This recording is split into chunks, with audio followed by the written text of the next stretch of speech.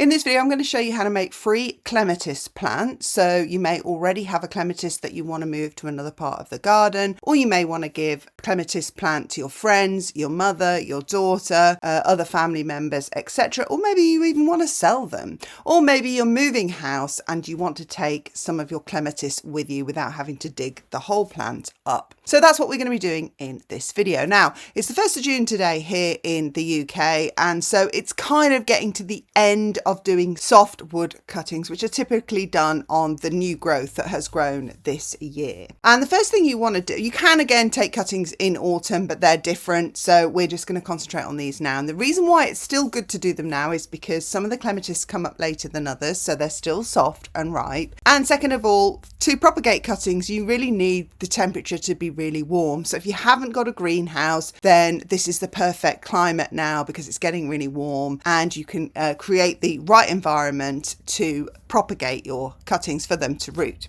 So the first thing we're just doing there is preparing the compost, and I do 1 part sharp sand with 2 parts compost, which I then mix together and then I wet. Before I even start doing my cuttings, I wet the compost and make sure that it is thoroughly hydrated all the way through. Speaking of being hydrated, make sure your clematis that you're going to take cuttings from is really hydrated. We've had a very sort of long drought here. We've had a couple of days of rain, but not really much. And I noticed my clematis that I wanted to take cuttings from yesterday was kind of looking a bit like it needed a drink. So I made sure that I hydrated it yesterday so that it would be ready to take cuttings from today. And of course, then you mix up your compost so that it is 100% thoroughly hydrated all the way through.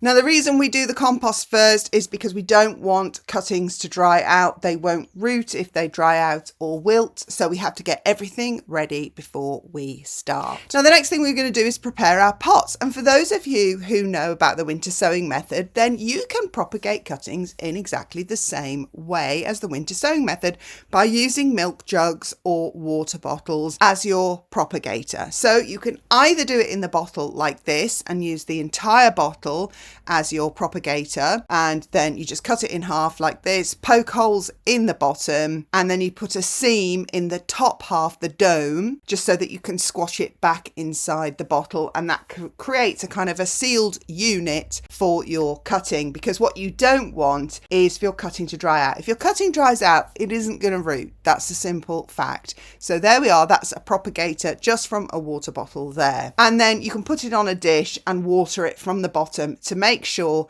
that it stays moist the whole time it's rooting until you're ready to transplant it on.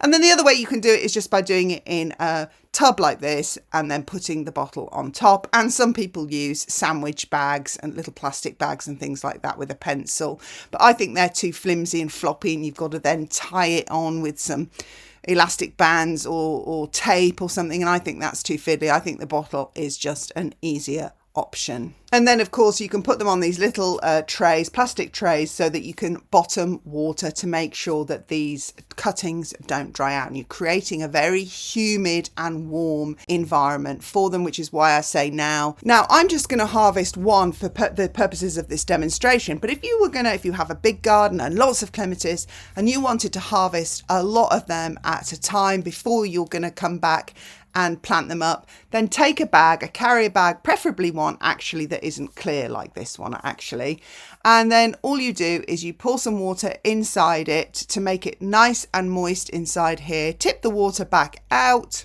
and then you've got a really nice moist bag that will keep them hydrated while you're collecting them in the garden before you're able to transplant them. Okay, the next thing we're going to do is we're going to harvest our material for cutting, for propagating. And what we want is new growth, and we want it to be soft. So we don't want the harder growth that started growing earlier. We want the newest stuff, but we don't want the very green tips. They're going to be too soft, and we don't want the harder material that's going to be too brittle. We want something in between. So it's going to be new, it's going to be bendable, and it's going to be soft, but it's also going to be quite firm. That's what you're looking for. And then you cut above a node so that where you've cut on the plant, it can grow more growth to replace the bit that you've harvested. And then if I just show you the nodes, you'll see these little buds, and these are perfect for the cutting, the propagating of the cutting, because the buds believe it or not, in these little nodes here that I'm showing you, that's where all the hormones are. That's where the roots are going to come from. People think they're going to come from the stem.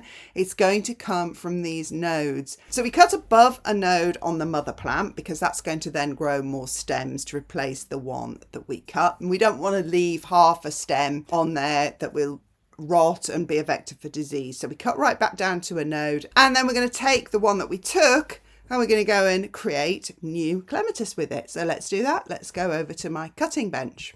All right, so here's my stem, and I can get 3 at least cuttings out of here. And you're looking at the kind of the mid-range cuttings because the one at the bottom is going to be too hard, and also I kind of damaged one of them as well. And then the very soft stuff at the top is too soft. So here we go. So I'm going to cut now. I'm going to leave myself about 1 inch below the node. And that's going to basically be a peg for the cutting to go into the compost.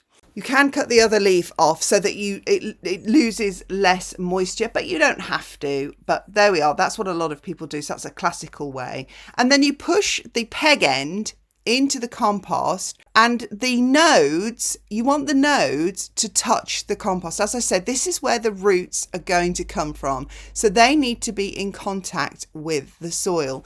And there's another way people do propagate clematis is by layering, and then they just take a strand, they don't even cut it off the mother plant, and they lay it on the ground, on the compost or on the border, and they weigh it down then with something like a stone or something like that, and that will also force it to grow roots. It'll grow roots just by basically being in contact with the ground.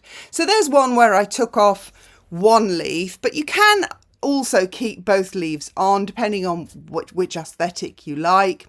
And just chop the leaves down, because the leaves, there's a lot of moisture loss through the leaves. So the smaller the leaves are, the less moisture loss, but you also need the leaves because obviously that's how the plant gets its energy. So you can't completely get rid of the leaves, obviously. So here's another one I'm doing here. I've got my little peg below the nodes. The peg is going into the compost. And then at this time I'm going to leave both the leaves on, but I'm just going to cut them down a little bit. And you can fit, depending on how you do it, 2 or 3 in each pot. I'm going to do 2 in this one and 1 in my other one. So they will go happily in there. This is my final one again. Leave 1 inch just below the nodes. That's the peg. And then I'm going to cut these leaves, all these leaves, I'm going to cut halfway down so that it's still got its little solar panels for making energy, but it's just going to be a little bit smaller and neater. Push the peg, which is the bottom bit, into the soil and the nodes resting on the compost surface. And then I put the lid on my propagator and Bob's your uncle. We can just keep these moist now, somewhere warm, so that they stay warm and moist, and this will create the ideal conditions for growing roots. Now I'm going to keep mine in the greenhouse, and I'm going to keep them on these little containers so that I can water from the bottom, so I don't have to keep opening them up. And then they will be a little self-contained unit that it'll sort of steam up in there as well, and they'll be perfect. And in a few weeks I will have new clematis plants, and I will do a follow-up video, of course, to show you how that goes. And here they are in my greenhouse. You don't need a greenhouse, by the way, because obviously doing them in the end of May, June means that it's warm enough to do them in these bottles outside. The bottles will propagate and keep them warm enough as it is, but if you do have a greenhouse, you can put them in there because it can't really be too warm. They like it really warm and really humid. These babies do not want to struggle to survive, and if you do let them dry out, you will find that they will not succeed. So be very careful with them